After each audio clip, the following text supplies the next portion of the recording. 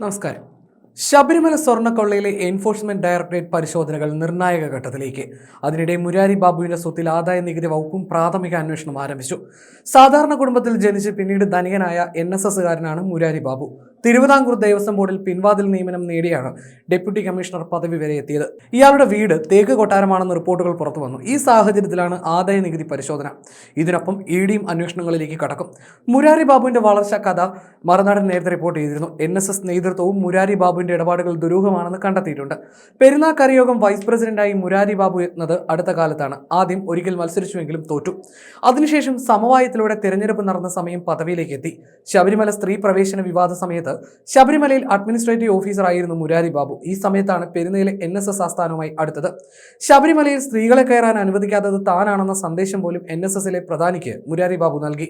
തന്ത്രിയുമായും NSSുമായെല്ലാം നിരന്തരം സംസാരിച്ച് പെരുന്നയിൽ ആചാര സംരക്ഷകനായി മുരാരി ബാബു മാറി. അതിനുശേഷം ഭാര്യയ്ക്ക് NSS ആസ്ഥാനത്ത് ജോലി ലഭിക്കുകയും ചെയ്തു.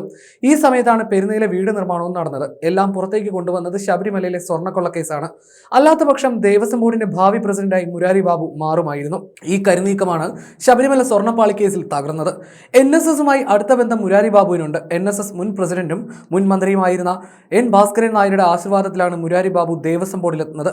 ആദ്യം വാച്ചറായിട്ടാണ് ജോലിയിൽ കയറിയത്. ഇതിനിടെ പോലീസിൽ ജോലി കിട്ടി. വാച്ചർ ജോലി ഉപേക്ഷിച്ച് പോയ മുരാരിക്ക് പോലീസിലെ കടുത്ത പരിശീലനം ഭയമായിരുന്നു. അങ്ങനെ ആ ജോലി വേണ്ടെന്ന് വെച്ചു. തിരിച്ചെത്തിയ മുരാരിക്ക് ഭാസ്കരൻ നായർ വീണ്ടും തുണയൊരുക്കി.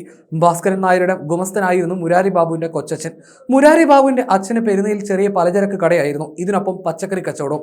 ഈ ആകുലതകൾ ഭാസ്കരൻ നായരെ ബോധ്യപ്പെടുത്തിയാണ് മുരാരി ബാബുവിന് രണ്ടാം എൻട്രി ദേവസ്വം ബോർഡിൽ ഉറപ്പാക്കിയത്. ഭാസ്കരൻ നായരുടെ സഹായിയായി എത്തിയ മുരാരി ബാബു പിന്നീട് ക്ലർക്കായി. ഭാസ്കരൻ നായരുടെ ഇടപെടലിൽ സ്ഥിരം ജോലിയും കിട്ടി. പിന്നീട് പലവിധ പ്രമോഷനിലൂടെ ഡെപ്യൂട്ടി കമ്മീഷണർ പദവിയിലും എത്തി. ഇതിനിടയിലാണ് പലചരക്കുകാരന്റെ മകൻ തേക്ക് കൊട്ടാരമടക്കം പണിതത്. വളരെ കാലം മുമ്പ് അച്ഛൻ മരിച്ചു. ഇന്ന് ആ പലചരക്ക് കട മുരാരിയുടെ കുടുംബത്തിലെ ആരും നടത്തുന്നില്ല. ശബരിമലയിൽ സ്ത്രീ പ്രവേശന വിവാദങ്ങൾക്കിടെ പെരുന്ന NSS ആസ്ഥാനവുമായി അടുത്ത മുരാരി ബാബു കരയോഗം പദവിയിലുമെത്തി. ആദ്യ തവണ കരയോഗത്തിൽ മത്സരിച്ച് മുരാരി ബാബു തോറ്റു. അതിനുശേഷം മുകളിൽ നിന്നുള്ള സമവായ നിർദ്ദേശപ്രകാരം പെരുന്ന കരയോഗത്തിൽ വൈസ് പ്രസിഡന്റായി. അടുത്ത ദേവസ്വം ബോർഡ് പ്രസിഡന്റ് എന്ന് ഉറപ്പിച്ച് നടക്കുമ്പോഴാണ് സ്വർണ്ണക്കടത്തും അറസ്റ്റുമെല്ലാം. പഠിക്കുമ്പോഴേ CPM അനുഭാവിയായിരുന്നു മുരാരി ബാബു. ശബരിമല സ്വർണ്ണ തട്ടിപ്പ് കേസിൽ അറസ്റ്റിലാകുമ്പോൾ CI2 നിയന്ത്രണത്തിലുള്ള തിരുവിതാംകൂർ ദേവസ്വം എംപ്ലോയീസ് കോൺഫെഡറേഷൻ അംഗമായിരുന്നു മുരാരി ബാബു. ചങ്ങനാശ്ശേരി പെരുന്നയിൽ ചെറിയ കടയായിരുന്നു മുരാരിയുടെ പിതാവിന്. ദേവസ്വം ബോർഡിൽ ജോലി കിട്ടിയ ശേഷം വലിയ സമ്പാദ്യം മുരാരിക്കുണ്ടായതാണ് പ്രത്യേക അന്വേഷണ സംഘത്തിന് വിവരം ലഭിച്ചിരിക്കുന്നത്. ദേവസ്വം ബോർഡിൽ ജോലി കിട്ടിയ ശേഷം വലിയ സമ്പാദ്യം മുരാരിക്കുണ്ടായതായിട്ടാണ് പ്രത്യേക അന്വേഷണ സംഘത്തിന് വിവരം ലഭിച്ചിരിക്കുന്നത്. ദേവസ്വം ബോർഡിലെ ജോലി കൊണ്ട് ഇത്രയും പണം സമ്പാദിക്കാനാകുമോ എന്നാണ് SIT അന്വേഷിക്കുന്നത്. മുരാരിയുടെ ബാങ്ക് ഇടപാടുകളുടെ അടക്കമുള്ള രേഖകൾ SIT ശേഖരിച്ചിട്ടുണ്ട്. പോലീസ് ജോലി ഉപേക്ഷിച്ചാണ് മുരാരി ബാബു തിരുവിതാംകൂർ ദേവസ്വം ബോർഡിലെ സ്ഥിര ജീവനക്കാരനായത്. പോലീസ് ജോലി ലഭിക്കും മുമ്പായിരുന്നു വാച്ചറായി ജോലി ചെയ്തത്. ദേവസ്വം ഗാർഡിന് തുല്യമായ ജോലിയാണ് വാച്ചറുടേത്. 1994 പോലീസിൽ ജോലി കിട്ടിയത്. കോൺസ്റ്റബിളായി കണ്ണൂരിലായിരുന്നു ആദ്യ പരിശീലനം. എന്നാൽ പരിശീലനം പൂർത്തിയാക്കിയില്ല. 1997 ദേവസ്വം ബോർഡിൽ ജീവനക്കാരനായത്. ദേവസ്വം ബോർഡ് പ്രസിഡന്റ് ആയിരുന്നപ്പോൾ ഭാസ്കരൻ നായരുടെ സഹായിയായിട്ടാണ് തുടക്കം. പിന്നീട് ഏറ്റുമാനൂർ ക്ഷേത്രത്തിൽ ക്ലർക്കായി സ്ഥിര നിയമനം നൽകി.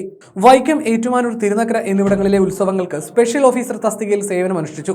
3 ക്ഷേത്രങ്ങളിലും ഉത്സവത്തിന് ആനകളെ കരാറെടുക്കുന്നതിൽ ക്രമക്കേട് നടത്തിയതായി പിന്നീട് കണ്ടെത്തി. ക്ഷേത്രത്തിലെ സ്വർണ്ണ രുദ്രാക്ഷമാല കാണാതായതും ശ്രീകോവിലിൽ തീപിടിച്ചതും സ്വർണ്ണപ്രഭയിലെ 3 നാഗപ്പാളികൾ വിളക്കി ചേർത്തതും മുരാരി ജോലി ചെയ്ത കാലയളവിലാണ്. പഴയ തറവാടിരുന്ന സ്ഥലത്താണ് 2019 മുരാരി വലിയ വീട് നിർമ്മിച്ചത്. 1.5 വർഷം കൊണ്ട് നിർമ്മാണം പൂർത്തിയായി. ഇതിനെ ഒരു തേക്ക് കൊട്ടാരമെന്നാണ് പെരുന്നക്കാർ വിളിക്കുന്നത്. ശബരിമലയിൽ സ്വർണ്ണക്കൊള്ള നടന്നതും ഈ വീട് നിർമ്മിച്ച കാലഘട്ടത്തിലാണ്. വീട് നിർമ്മാണത്തെക്കുറിച്ചും SIT അന്വേഷിക്കുന്നുണ്ട്. അതിനിടെ പെരുന്നയിൽ വീട് നിർമ്മിച്ചതിന്റെ സാമ്പത്തിക സ്രോതസ് സംബന്ധിച്ച അന്വേഷണം നടത്തും.